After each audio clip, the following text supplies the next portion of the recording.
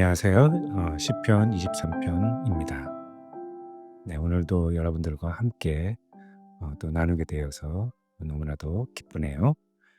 오늘의 주제는 출애굽기 세 번째 제가 다루는 날이고요. 제목을 북한을 기억하시는 하나님 그리고 부르심이라는 주제를 좀 정했습니다. 하나님께서 이 출애굽기를 이렇게 가운데서 행하신 일들을 보면 우리가 좀 더 거시적인 관점에서 좀 볼 필요가 있을 것 같아요. 좀 성경을 아주 디테일을 따라서 들어가서 보는 방법도 있지만 제가 이렇게 함께 나누고자 할 때 느끼는 것은 좀 더 이렇게 넓은 시각으로 그리고 그 하나님이 이 출애굽기를 통해서 무엇을 말씀하고 싶으신지를 묵상을 하는 거죠. 저는 그렇게 좀 생각을 하는데요. 모세라고 하는 이름이 갖고 있는 뜻이 물에서 건져낸 거 아닙니까? 그래서 사실은 이스라엘 자손들을 모세가 건져내었다. 또 이게 실제적으로는 이제 홍해를 건너가는 거를 그렇게 표현할 수도 있지만 어 애굽으로부터 인제 벗어나는 거를 얘기를 하고도 있죠. 그것이 인제 오늘 저희가 함께 다루고자 하는 이 북한과 관련해서도 마찬가지 관점에서 좀 볼 수 있을 것 같습니다. 북한은 지금 하나님의 나라가 아니죠. 하나님이 통치 가운데 없는 나라입니다. 지금 누가 통치하냐면 김정은이 통치를 하고 있죠. 그리고 그 가운데 북한 주민들이 고통받고 있고 괴롭고 울부짖고 있는 그런 상황이라고 보시면 될 것 같습니다. 그래서 이 출애굽기가 오늘날 이 시간 말하고자 하는 부분이 하나님의 뜻이 북한에 임하면 이제 북한이 그 김정은 권력으로부터 벗어날 수 있는 그 시간이 다가오고 있는 거 아닌가. 이 일을 저희가 지금까지 해왔던 거고요.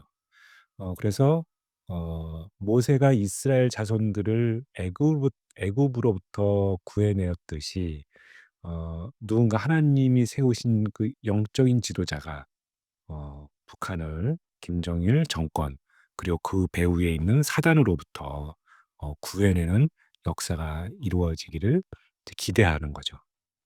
그것이 저의 소망이기도 하고 또 더 나아가서는 하나님 아버지의 큰 계획 가운데 있지 않은가. 하나님도 굉장히 이것을 기다리고 계시고 또 열망하고 계시다는 거를 느낄 수밖에 없을 것 같습니다. 네, 그래서 오늘 본문은 주로 이제 출애굽기 2 장에 있는 말씀인데요. 지난 시간에 저희가 이제 모세가 태어나는 것까지 얘기를 좀 했고 네, 스토리를 간략하게만 좀 짚어 드리자면은 다 아시는 내용이긴 합니다. 그 모세가 이제 요 출애굽기 2장 23 절하고 25 절에 있는 걸 제가 알려 드릴게요. 말씀 읽어 드리겠습니다 오늘은. 여러 해 후에 애굽 왕은 죽었고 이스라엘 자손은 고된 노동으로 말미암아 탄식하며 부르짖었으니 그 고된 노동으로 말미암아 부르짖는 소리가 하나님께 상달된지라. 그리고 24절 하나님이 그들의 고통 소리를 들으시고 하나님이 아브라함과 이삭과 야곱에게 세운 그의 언약을 기억하사. 25절 하나님이 이스라엘 자손을 돌보셨고 하나님이 그들을 기억하셨더라. 네, 이 말씀이죠. 네, 이 말씀 가운데 정말 이제 가슴이 뭉클해집니다.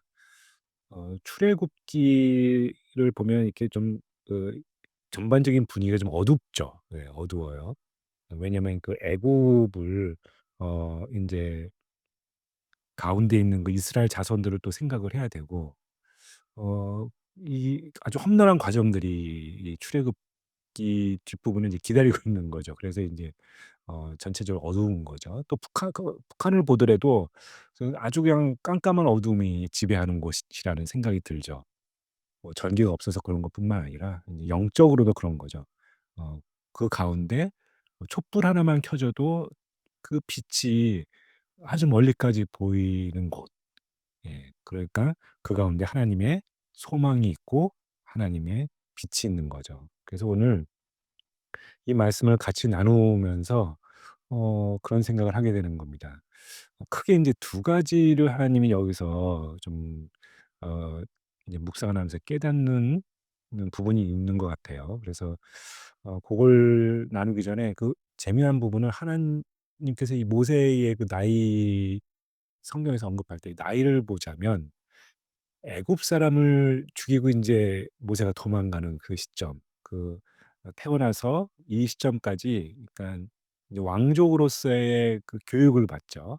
근데 그 공교롭게도 그 도망가는 나이가 40 살입니다. 예, 40 세에 그 왕족의 생활을 포기하고 광야로 도망가요.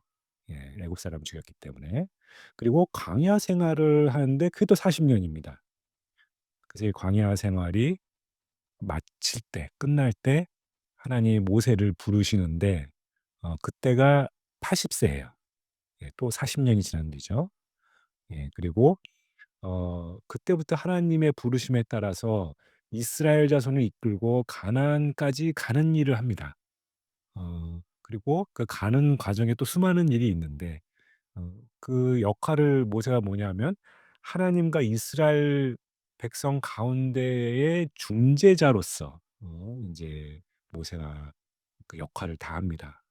그것도 또 40 년이에요. 그래서 어 그 애굽을 도망 나올 때가 40 도망 나올 때까지 40 살, 광야 생활 40 년, 그리고 이스라엘 자손과 하나님과 함께 동행하는 또 40 년의 세월을 마치고 하나님 품으로 돌아갑니다. 그래서 이 사건을 보면 그 '모든 일에 인제 때가 있다.'라는 생각을 합니다. 그래서 저희가 해야 될 첫 번째는 하나님의 때가 되기를 기다리는 것. 이게 첫 번째 이제 관문이죠. 제 마음 같아서는 지난번에도 한번 같이 나눴지만 북한 사람들이 가장 힘들어했을 때, 지금은 모르겠어요. 지금이 더 힘들지는 모르겠는데 가장 힘들었을 때가 90 년대 말이었어요. 그때 고난의 행군, 제가 얘기한 대로 그 기간 동안 어 그 뭐 아무도 알 수 없죠. 몇 명이 죽었는지. 근데 추정치로는 몇백만 명, 적어도 뭐 100만 명 정도가 인제 그 이상이 아사를 하지 않았는가. 굶어 죽었다는 얘기죠. 이런 시기를 북한이 거쳤단 말이에요. 예. 그 안에서 인제 지금 살고 있는 사람들은 그 고난의 행군에서 살아남은 사람들입니다. 예, 아무도 돌보질 않은 거예요. 예. 어 북한 정권이 그냥 내팽겨 친 거죠. 예. 그 마음 같아서는 그때 하나님이 그 수많은 사람 죽기 전에 좀 역사하셔서 음 뭔가 그 땅에 빛이 비추어 주시기를 너무 그런 기대하는 마음이 있었는데 그때는 하나님 때가 아니었던 거죠. 어쩌면 앞으로 돌아오는 이 시간에서 뭐 더 많은 사건들이 있을 수도 있는 거죠. 예. 그때보다 더 큰 사건이 있을 수도 있는 거고 이 요한계시록에 보면은 그 마지막 때라고 하는 그때에 여러 가지 사건들이 많이 발생하지 않습니까? 환란의 시대이죠. 그래서 그런 것들을 보면은 음 '하나님의 때가 아직 차지 않았다. 그러나 그때는 곧 다가올 것이다.' 이것을 마치 말씀하시는 것 같습니다. 이제 두 번째 중요한 거, 두 번째는 하나님의 부르심을 기다리는 거죠. 예. 그 때가 차고 그다음에 하나님의 부르심을 기다리는 것. 이게 또 굉장히 그 지난한 시간을 필요로 합니다.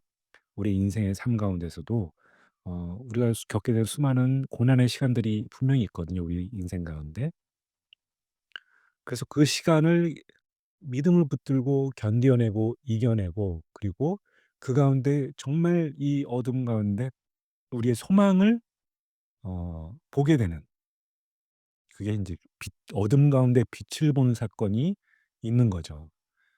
그때에 하나님께서 우리를 부르십니다, 준비가 되었기 때문에. 그 시간이 모세는 40 년, 40 년, 80 년이었고요. 그리고 그때에 모세는 그 광야 생활 50 년을 통해서 40 년을 통해서 준비되었던 거죠. 예. 겸손해지고 자기가 더 순종하게 되고, 그리고 본인이 아무것도 할 수 없다라는 걸 깨닫는 시간. 내가 지금까지 왕족으로 살아오면서 받았던 모든 권력을 맛보았던 사람이 인제는 그 모든 권력을 포기하고 인제 하나님 앞에 겸손해질 수 있는 시기, 그때에 하나님은 모세를 부르십니다. 네. 북한도 어느 때보다도 어두운 시기를 보내고 있을 수가 있는 거죠. 그리고 그 가운데 있는 영적 리더자가 일어나서 그 하나님의 부르심이 있기까지 기다리는 겁니다. 그래서 저희가 해야 될 일은 바로 하나님의 때가 되기를, 그리고 하나님의 부르심을 받는 자들이 그 땅에서 일어서기를 기다리고, 저희도 함께 준비하는 마음으로, 또 돕는 마음으로, 하나님의 뜻을 이루는 그 마음으로 지금 저희도 함께 기도하는 시간이 되면 좋을 것 같습니다. 예, 이 출애굽기 사건을 통해서 정말 하나님의 꿈이 이루어지는 그 순간들을 제가 같이 경험해 가면서 그 순간이 얼마나 소중한 시간인지, 그리고 그것을 통해서 그 순간이 북한에게, 그리고 우리 남한에게 이 한반도 통일이라고 하는 너무나도 크고 엄청난 이 사건들, 이거 전 세계적인 사건이 될 수가 있죠. 그 사건이 소용돌이라 치기 바로 직전에 저희가 와 있고, 그리고 이제 준비되는 저희 그리스도인이 될 수 있도록 저희가 모든 것을 하나님의 눈동자를 바라보는 그 심정으로 기다리는 것입니다. 네, 오늘 여기까지 함께 나눴고요. 이 뜻을 품고 같이 기도하시겠습니다. 하나님 아버지, 저희가 아버지 하나님의 때를 기다립니다. 남한과 북한이 하나가 되는 그날을 기다리고 있습니다.